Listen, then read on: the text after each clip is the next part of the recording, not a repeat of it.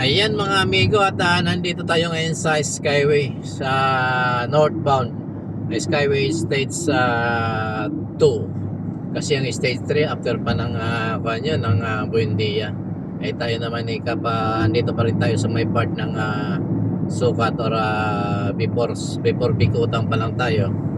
Ayan mga amigo, kung makikita nyo medyo hindi pa masyadong volume yung mga sasakyan sa ngayon.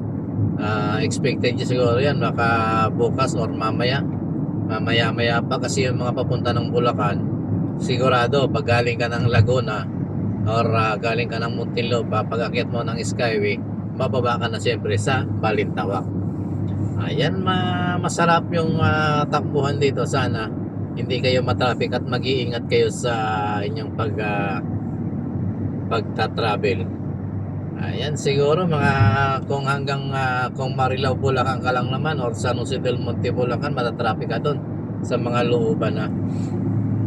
Dito kasi medyo kung bumagal man, moving pa rin yung traffic.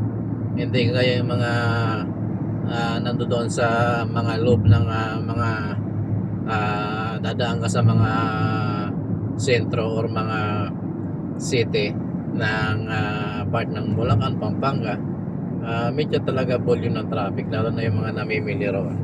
Ayan, salamat po sa inyo lahat at sana mag-iingat po tayo sa ngayong darating na bagong taon at sana maging maunlad yung ating New Year sa taong ito.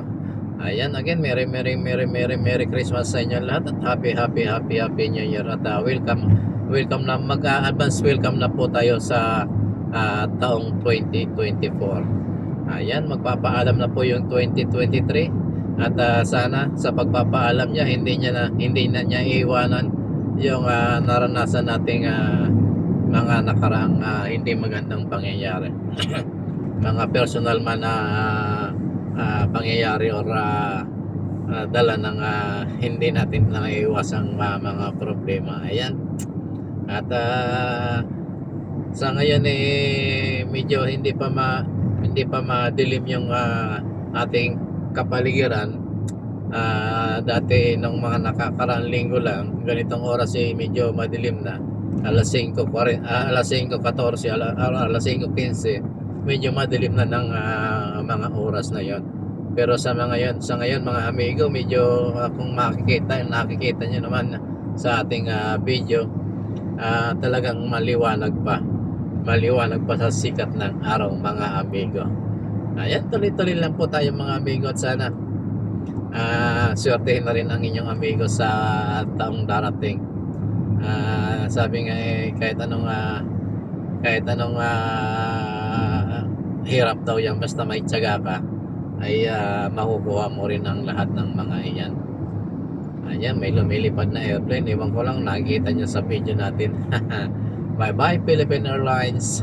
Ayan, medyo maraming nagliliparang mga aeroplano ngayon kasi alam nyo marami siguro pasahero. Kaya ayun, nag-aalisan na sila sa Metro Manila. Sana dalhin na rin nila sa pag-alis nila yung mga kumpanya na pinagkatrabaho nila doon sa probinsya para naman lumuwag-luwag na yung trapiko dito sa ating mahal na bayan. Ayan, ano nga pa pala ang pag-uusapan natin mga amigo, kundi yun lamang. At wala naman tayong masasabi kundi ingat na lang talaga tayo sa ating araw-araw na ginagawa. Ayan, takbong pogi po tayo kasi hindi naman tayo nagmamadali kasi pauwi na rin naman. At tapos na nating maihatid yung ating mga kasama sa trabaho. At tuloy-tuloy lang tayo sa ating araw-araw na buhay. Sana naman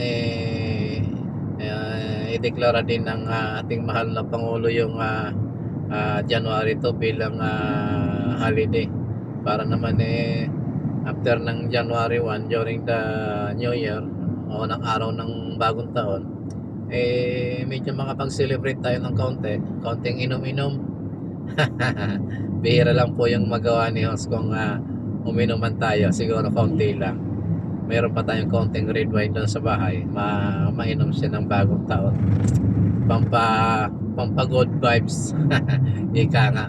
Ayan, dahil tayo naman kumbaga dito naman sa pag-YouTube, hindi naman tayo kagaya ng ibang mga YouTuber na kumikita ng naayos, or kumikita ng tama lang, or kumikita din ng limpak-limpak. Mega love shoutout sa mga YouTuber na kumikita ng malaki. Ayan, sana doon sa mga sinubscribe natin mapanood nyo naman yung ating yung ating mga video, amigo. Ayan, nandito na po tayo sa may tapat ng airport. Ayan po yung airport na dito sa may Magallanes. Medyo walang lumipad nung mapadaan tayo. Walang disturbo sa ating pag-vlog. Malapit na tayo, ayan, kung mapapansin nyo, mayroong tulay dyan sa itaas, yung nasa bandang kanan natin. Yun ang papunta po yan ng IAX, yung Ninoy Aquino Expressway, or papunta po yan ng Terminal 1 and 2 and 3 and 4. Dito tayo papunta sa may Magallanes, yung next exit, pero hindi tayo exit sa Magallanes kasi mayroong hindi tayo pwedeng dumaan ng Ayala kasi mayroong program yata, hindi ko alam kung anong gagawin doon. Sinarado nila yung kanto ng Ayala Avenue hanggang doon sa kanto ng Makati Avenue sa may Ayala, Makati City. Kaya ang ginagawa natin, kahit sa morning, since na sinarado yon ay todis na, doon tayo dumadaan sa may Amorsolo. Doon tayo nag-exit. At medyo okay naman na dumaan kasi alam mo naman sa umaga at sa hapon, ayan, medyo matraffic sa baba. Ayan mga amigo, nakikita nyo nagtataasan yung mga building, pero dahil nasa taas din tayo ng Skyway, medyo mabababa din yun. Pero mamaya paglapit natin doon sa may pagbaba natin ng Amorsolo, makikita nyo at dadaan tayo doon sa mga matataas na building, mga amigo. Ayan mga amigo, tuloy-tuloy lamang po tayo. May build up po ng mga sasakyan dito sa part na to. Hindi ko, ito kasi dire-diretso na to. Siguro kung magbe-build up to, dire-diretso na ito sa papunta ng North Luzon Expressway. Kasi ang baba nitong kuha na to, Skyway, ay sa kuha na mga amigo. Pag tinumbok mo to, dire-diretso ka rito sa Skyway, mababa ka sa kuha na, sa Balintawak na mga amigo. Ayan, dito na tayo sa may Magallanes mga amigo. Ibig sabihin, nasakop na tayo ng Makati. Yung nasa kanan po natin, Makati yan mga amigo. Yung nasa kaliwa natin ay Pasay. Ayan, ganun po sila. Pagitan lang ng isang kalsada, magkaiba na siya ng city. Pasay City sa kaliwa, Makati City sa kanan. Ayan mga amigo. Tuloy-tuloy lamang po tayo mga amigo. At ulit mga amigo, happy New Year sa ating mga amigong subscriber, sa ating mga amigong silent viewers. Maraming salamat po. At sa ating mga amigong OFW, maraming salamat po sa inyong lahat sa patuloy na pagsuporta. Kahit sabi nga nila maliit lang naman ang views ni amigo, okay lang yan mga amigo, kasi hindi naman tayo nakakonsentrate doon sa pagbablog. Ang mahalaga kasi may trabaho tayo, may ginagawa tayo na pagbablog. Tsaga-tsaga lamang. Papasaan ba't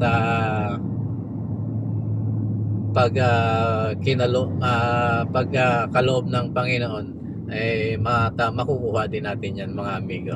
Tsaga-tsaga lang. Wala tayong uurungan na hindi natin susubukan.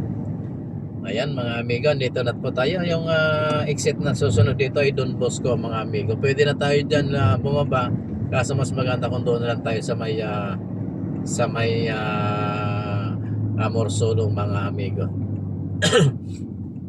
Ayan, daldal si Os at inuubo na masakit na ang lalamunan. Ayan, dami ng building mga amigo, no? Hindi naman akin yung mga yan, dahil ang inyong amigo ay isang takilang driver lamang po mga amigo. Ayan, Amorsolo, next exit and exit Don Bosco. Ayan, makikita nyo po mga amigo. yung signboard na yan.